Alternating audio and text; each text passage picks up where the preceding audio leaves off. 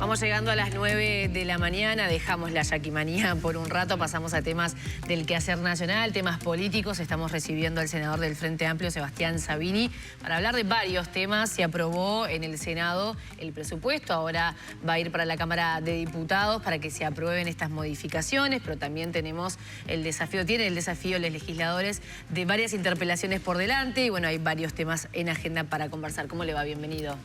Bueno, buen día, ¿cómo andan? Buen día. Gracias por la invitación. Un placer. ¿Qué balance hacen de lo que termina de algún modo saliendo de este presupuesto quinquenal?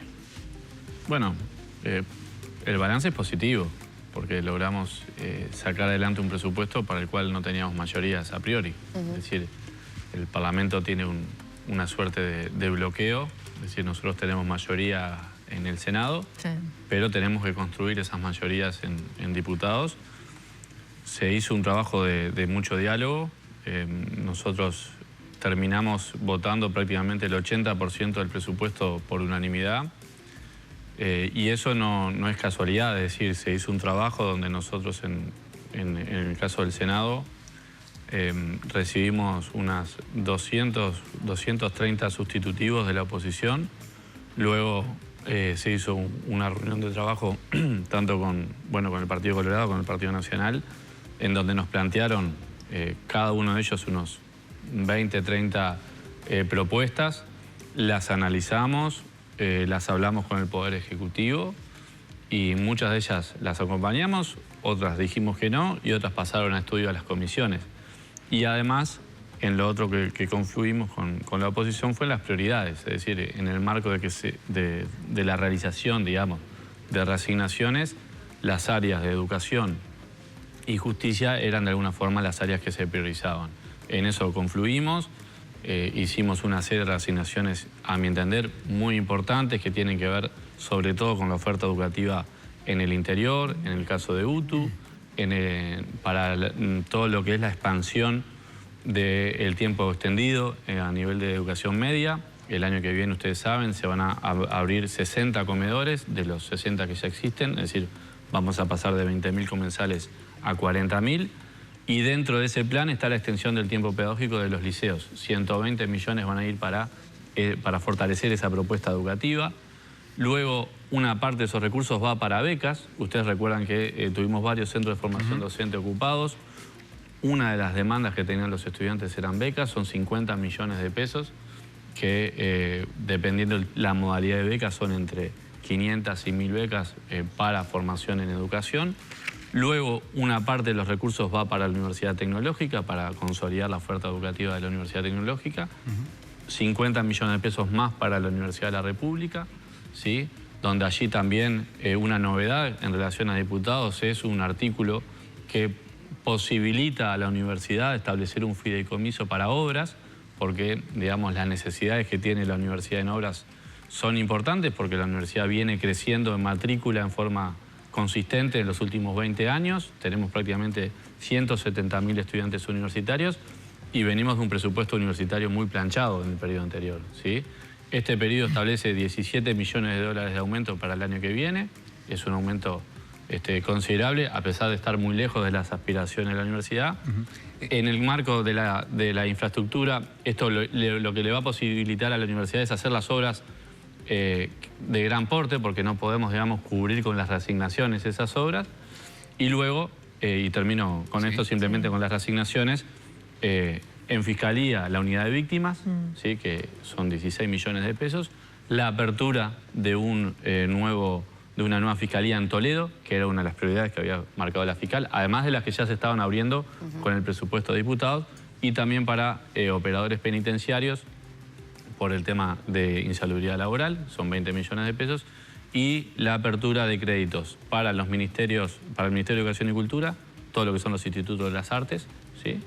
Y a su vez las becas para deportistas olímpicos, que era algo que había quedado también por cubrir en diputados. A propósito de aspiraciones, senador, está bien, esta es la ley madre que será votada ahora en diputados, saldrá del Parlamento, vendrán después las sucesivas correcciones en las rendiciones de cuentas, pero ¿en qué sectores o a qué sectores entienden o sienten ustedes que quedan más en deuda desde el Frente Amplio con esta ley de presupuesto aprobada?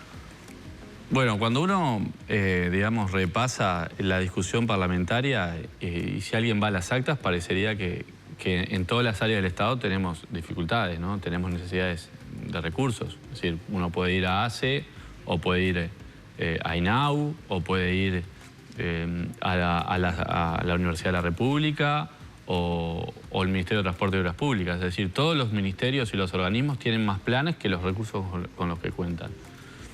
Este presupuesto en particular hace un énfasis muy importante en la adolescencia, la juventud y en la niñez. Es decir, aumento de transferencias para las madres solteras con hijos, quintuplicar las becas de educación media. Eso es algo que nosotros tenemos, digamos, mucha esperanza de que todos estos años estamos hablando de la necesidad y la importancia de hacer transformaciones en educación media.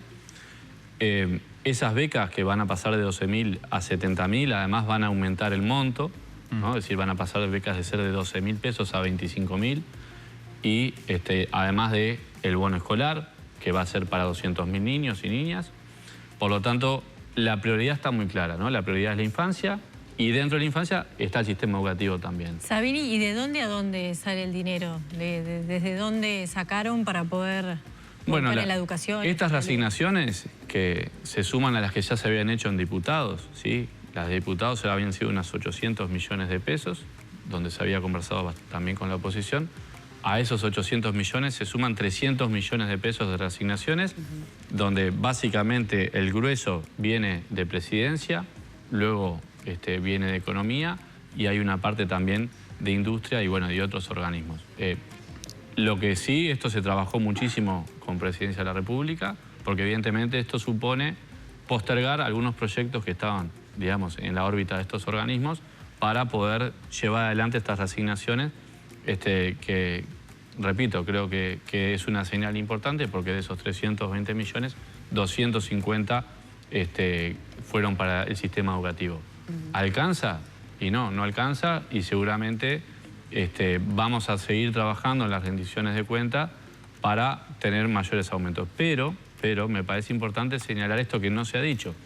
Nosotros venimos de un periodo en donde los primeros 3 años la inversión educativa cayó, ¿sí? Porque la mayor parte de inversión educativa son salarios y los salarios docentes cayeron. Y la mayor parte del aumento se dio en los últimos 2 años, donde llegamos a niveles de inversión del año 19. ¿Está bien? ¿Qué es lo que prevé este presupuesto? Un aumento en términos reales para el año que viene, otro aumento para el año 27 y allí vamos seguramente a tener la rendición de cuentas del año que viene y el siguiente y en términos de porcentaje nos vamos a mantener y en términos reales vamos a aumentar. Es decir, la inversión en educación en el año 26 va a ser más grande que en el año 25, de esto no hay ninguna duda. Digo porque se ha hablado de recorte y me parece que no... Igual no se llega al 6+1. Bueno, por supuesto que parte del plan tiene que ver con aumentar el porcentaje, pero cuando uno habla de recursos, es decir, de cuántos recursos se invierten en materia educativa, sin duda que el año que viene es un año que se va a invertir más. Entonces, tampoco podemos inventar un escenario que no existe, ¿no? El escenario es que vamos a tener más inversión por estudiante, porque además hay algo que es elemental, que si uno quiere aumentar los comedores, quiere aumentar las becas, quiere aumentar el tiempo extendido, quiere desarrollar nuevas carreras, 68 carreras de UTU, no se puede hacer con menos recursos. No se puede. Es decir, la única forma de llevar adelante ese plan, que tiene que ver con consolidar la oferta de la Universidad de la República, con consolidar lo que está haciendo UTEC junto con la Universidad en Rivera, de consolidar el sistema de ciencia y tecnología. Había mencionado, pero hay un compromiso, por ejemplo, de con las rendiciones llegar al 6+1, con las sucesivas rendiciones llegar al 6+1 para educación, ¿o no? Tenemos el compromiso de seguir aumentando. Vamos a la parte de ciencia y tecnología, ¿sí? Yo ya he dicho que cuando uno analiza cómo evolucionó la inversión en educación de los gobiernos del Frente Amplio, diría de los gobiernos de la apertura democrática para acá, el único gobierno que rendición de cuentas tras rendición de cuentas invirtió más en educación fueron los gobiernos del Frente Amplio, inclusive por encima del crecimiento económico del PBI. ¿Está bien? En el caso de ciencia, ¿vos sabés cuánto invirtió incrementar el gobierno pasado? Por año, 44 millones de pesos. Incremental, es decir, de lo que tenemos, ¿cuánto aumentamos? ¿Sabés cuánto va a ser la inversión el año que viene en ciencia y tecnología? 440 millones de pesos. Senador, 10 veces más. Pero déjame terminar porque esto no es que va a ser en el 26, porque esto prácticamente no se ha hablado, ¿no? Cuando uno mira cuánto invirtió en el último año del gobierno pasado, ¿sí? Esos 44 millones, y lo comparamos cuánto vamos a invertir nosotros en ciencia y tecnología. Por ejemplo, el programa que presentó hace poquito Secretaría de Presidencia, ¿sí? El programa Aida Holz. Sí. Bueno, son 1.230 millones de pesos, o sea, 27 veces más. Eso marca una prioridad, ¿sí? ¿Alcanza? Y no alcanza. Está bien, pero claramente hay una prioridad de que el área de ciencia y tecnología tiene una asignación presupuestal muy superior a la que se venía teniendo. Está bien, y el ciudadano decir, bueno, pero senador, ¿por qué usted lo marca de esta manera si es lo que nos prometieron en campaña y la gente que los votó con ese objetivo? También se prometió en campaña en digamos, estos puntos que desarrolló el Frente Amplio como ejes temáticos, el 6+1. Bueno, porque nosotros establecimos en un programa con prioridades, ¿sí? Dijimos, la prioridad 1 es la infancia, es la adolescencia, y dentro de las prioridades que tenemos la prioridad de aumentar, por ejemplo, duplicar la inversión en vivienda social, ¿sí? Eso está dentro del presupuesto. Tenemos la prioridad de mejorar la seguridad. Y no todas esas prioridades se van a poder cumplir. Bueno, primero, a mí la palabra promesa como que no me gusta, ¿no? Es decir, nosotros decimos, tenemos compromisos de campaña que son objetivos a los cuales queremos avanzar, ¿sí?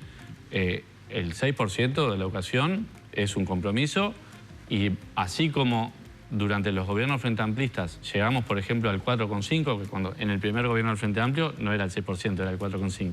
¿Sí? Es un norte, digamos. Claro, es un objetivo donde nosotros tenemos la prioridad número 1 es la infancia, ¿sí? Y allí es donde van, cuando uno mira dónde está el grueso de los recursos, INAU, MIDES, infancia, adolescencia, todo lo que es el sistema de becas, todo lo que son los cambios en salud para la infancia, todo lo que son los cambios en vivienda para la infancia, en definitiva los hogares de menos recursos, y dentro de esas prioridades, cuando uno mira de los 140 millones de dólares incrementales que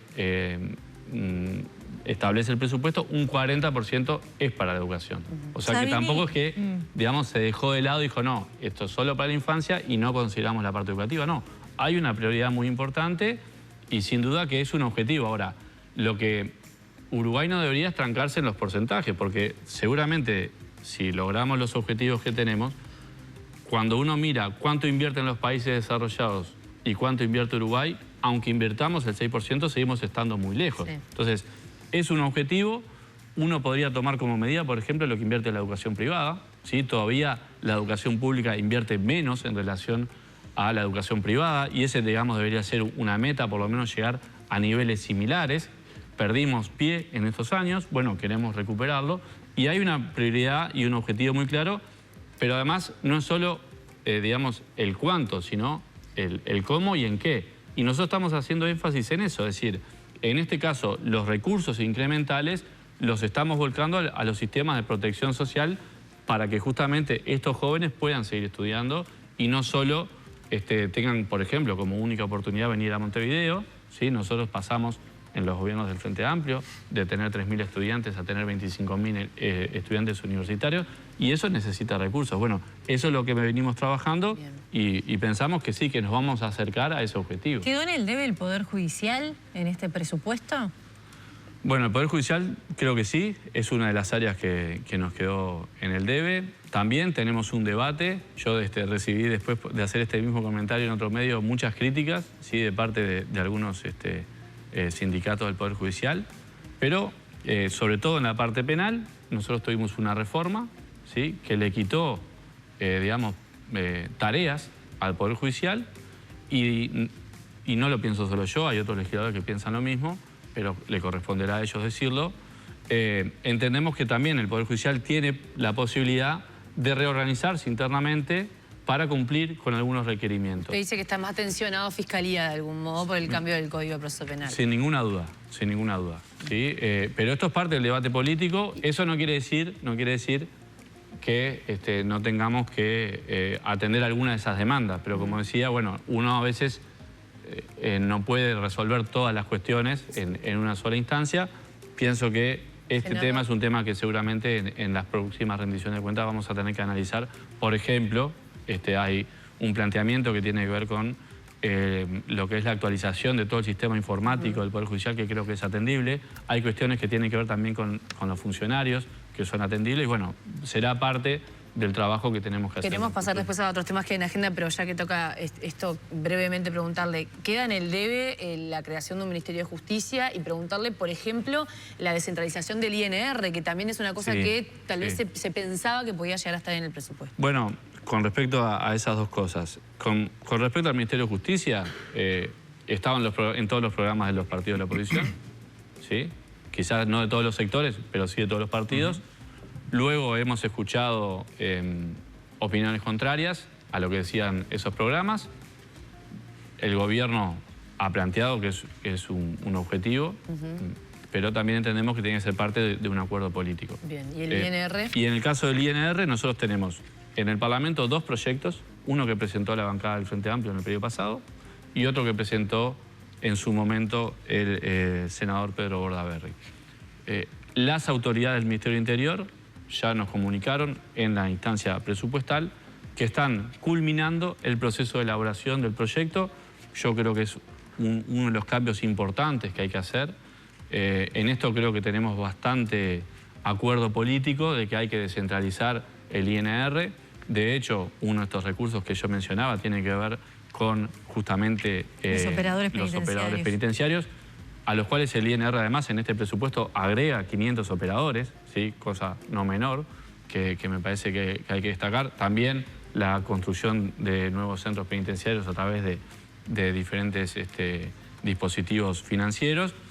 Y este proyecto seguramente va a estar entrando el año que viene, pensamos, digamos, a principios de año, y va a ser una de las prioridades que vamos a tener en la agenda parlamentaria, así como, por ejemplo, la Universidad de la Educación o los consejos, que son cosas que también nos comprometimos en campaña, pero claro, cuando uno está gobernando no puede hacer todo digamos, a las apuradas, ¿no? Tiene que haber un proceso y bueno, ese proceso de discusión, una vez que el Ministerio termine con la elaboración del proyecto, lo envíe, vamos a comenzar seguramente en el Senado. Senador, para cerrar el tema presupuesto y a propósito de las políticas sociales a las que le ha dedicado el diente la administración del Frente Amplio, ¿usted coincide con lo que dijo su colega Blanca Rodríguez de que con el Frente Amplio se iniciaron las políticas sociales o le erró la legisladora?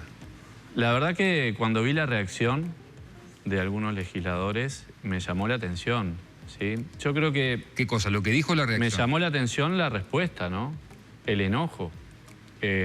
Estar absolutamente destemplado con una frase, ¿sí? Que además lo que estaba diciendo Blanca y después lo aclaró, que tenía que ver justamente con el diseño de las políticas sociales. Y creo que nadie puede dudar que el Frente Amplio, si algo estableció con la creación del MIDES, fue una mirada integral de las políticas sociales. Y eso es lo que estaba diciendo Blanca.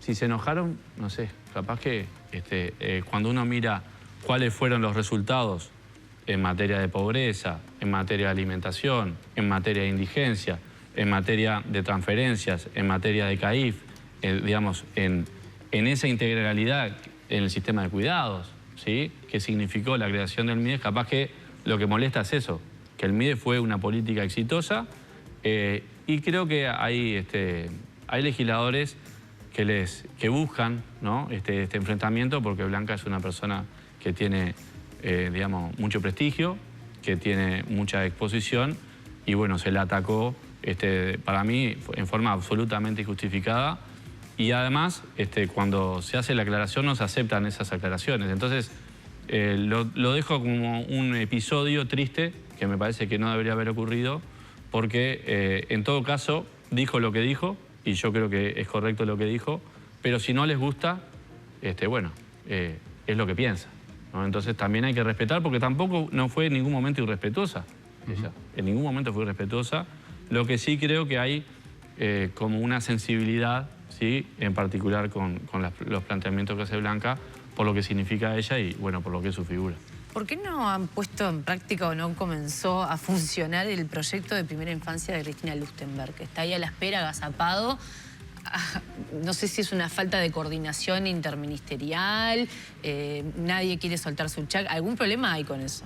Bueno, buena pregunta para quienes están en el Ejecutivo, que son quienes están elaborando la reglamentación, ¿sí? Hasta donde nosotros sabemos, lo que vienen trabajando desde el Poder Ejecutivo tiene que ver con eso, con cómo se reglamenta una ley, que lo que hace es integrar los sistemas de información de las diferentes instituciones públicas, lo cual no es sencillo, pero que busca integrar los sistemas y las políticas. Bueno, sabemos que se está trabajando en eso, que se está trabajando en llegar a una reglamentación para la implementación de la ley, que creo que va a ser importante. Senador, lo tengo que despedir, pero quiero consultarle sobre un tema que está sucediendo ahora y digamos que en el barrio, ¿no? Hay una situación de tensión en el mar caribeño con la presencia de Estados Unidos en el mar, bueno, y en los alrededores de Venezuela. Hay una preocupación también por varios líderes progresistas de una posible intervención de los Estados Unidos. ¿Cuál es la posición concreta del gobierno sobre esto? Bueno, obviamente que estamos muy preocupados, ¿sí? Cuando uno mira la política de Estados Unidos en el siglo XX con respecto a América Latina, se encuentra con más de 100 intervenciones militares, ¿no? Es decir, esto en el siglo XX cambió, ¿no? Es decir, la política de Estados Unidos hacia América Latina no fue de intervención militar, pero evidentemente cuando uno ve cuáles son los pasos que se están siguiendo y las señales que se están dando, más allá de que a uno le pueda gustar o no el gobierno de Maduro, ¿sí? Que creo que está cuestionado por varios frentes, ¿sí? Por el Frente Democrático, ahora supuestamente la economía está un poco mejor, pero sin duda que han tenido sus dificultades muy grandes también. Ese paso, que no tiene tanto que ver con el gobierno, sino que tiene más que ver con los recursos que cuenta Venezuela, tanto a nivel de petróleo como de otros recursos naturales como el oro y las tierras raras, bueno, sin duda que nos preocupa, sí. Hasta el momento han sido trascendidos de una preocupación en torre ejecutiva, ¿no? Ese es como el titular, pero ¿el Uruguay debería desde Cancillería pronunciarse enfáticamente sobre esto?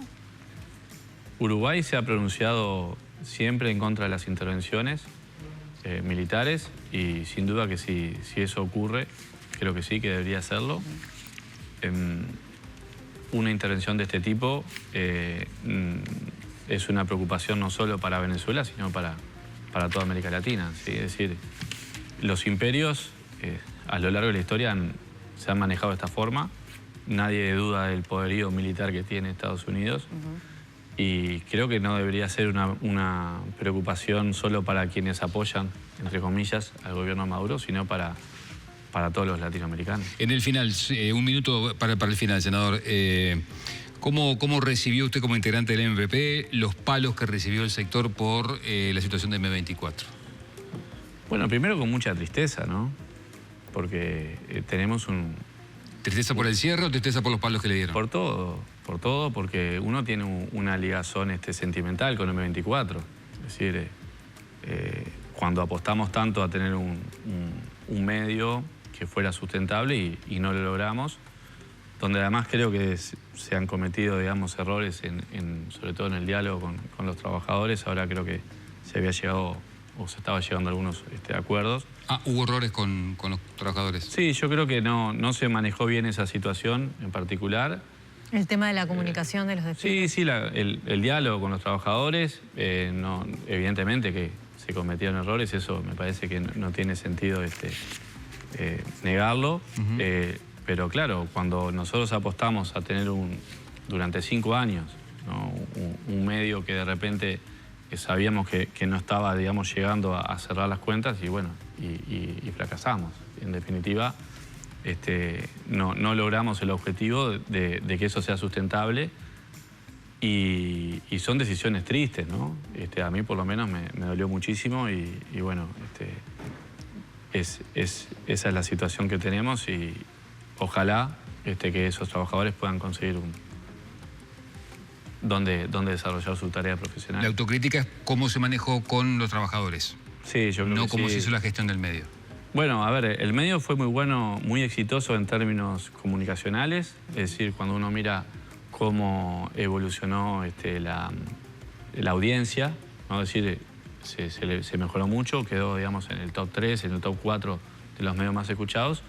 Pero financieramente no se logró un equilibrio y bueno, lamentablemente no quisimos, digamos, repetir errores del pasado, en donde, por ejemplo, Mujica perdió una casa, la casa de su madre, para poder hacer frente a los reclamos laborales. Esa fue la situación y bueno, creo que se hizo un trabajo muy bueno desde lo profesional, desde lo comunicacional, desde poner una voz distinta y plural, donde, bueno, hablaron todos, ¿no? Es decir, de todos los partidos y de todos los sectores, pero sin duda que es un momento duro y triste para todos. Senador del Frente Amplio, Sebastián Sabini, gracias por la visita. Gracias. Un gusto.